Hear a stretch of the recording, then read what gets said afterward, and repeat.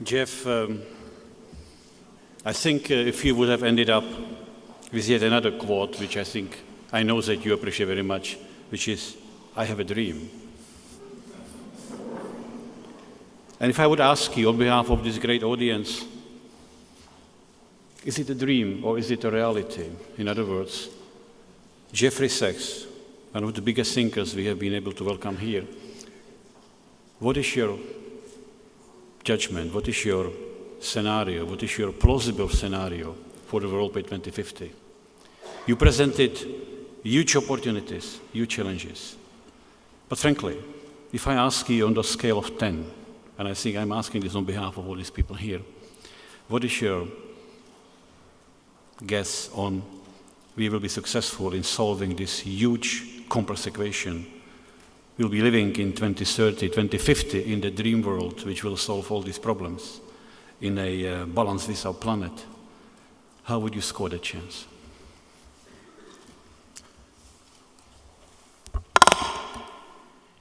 Deep down, we're going to do it. And unfortunately, that means a lot of homework for all of you. It's not going to be easy. This is a group project. I often tell my students that their homework assignment is to end extreme poverty by 2030. But I give them the good news, it's an open book exam, and you can work in groups. And so this is really our common challenge. I don't think there is a deep cause for pessimism, and I don't think that we can even entertain pessimism. It's not fair. And young people are definitely not pessimistic. Young people want change, so it's really absolutely not fair for anyone in my generation to say it can't be done. Of course it can be done. We know that young people are so outstanding, we wanted to make the challenge just as hard as could be. And we've made it pretty hard. There isn't a lot of time to spare. We filled up the atmosphere with CO2 almost to the breaking point. And so the actions have to be swift and they have to be clear. But the answer is we're going to do it. Ladies and gentlemen, I think this is the best part of the whole story. There is an optimism.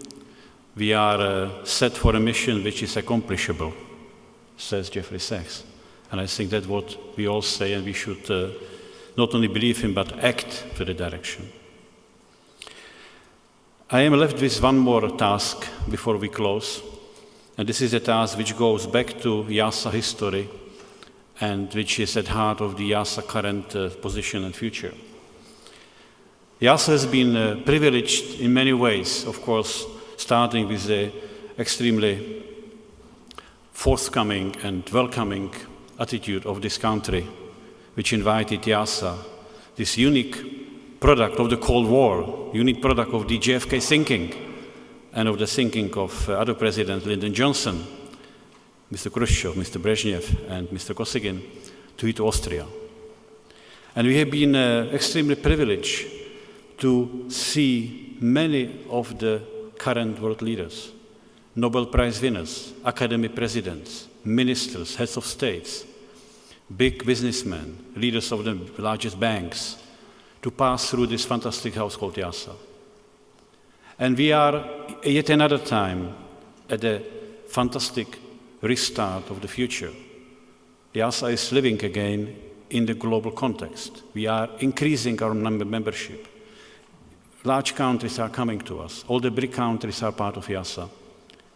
And this is partly because this possibility, this opportunity to use interconnected, complex, global collaboration in science to move the agenda of these all challenges ahead is again recognized.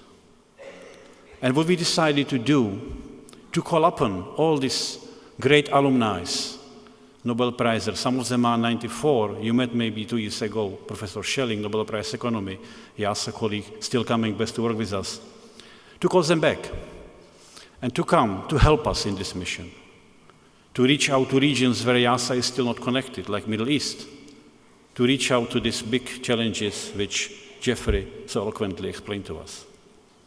So what we decided to do, to establish the so-called program of IIASA Distinguished Visiting Fellows, calling on these great minds not to come only here tonight to give a lecture, but to keep coming back to IIASA and to help us connecting between young and old generation of scientists around the world. We have a first 10 of names which are really leaders in academia, governments, and it's my great pleasure to announce that by the decision of IIASA Council, represented by 21 countries, academia, governments, and major funding, Jeffrey Sachs has been elected to be the first IIASA visiting distinguished fellow.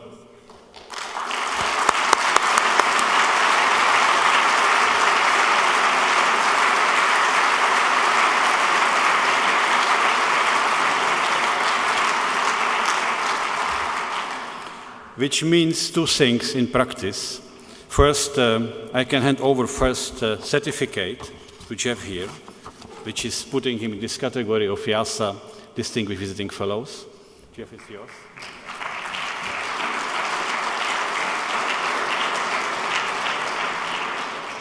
But even more important, I can make here a promise which I can live up to.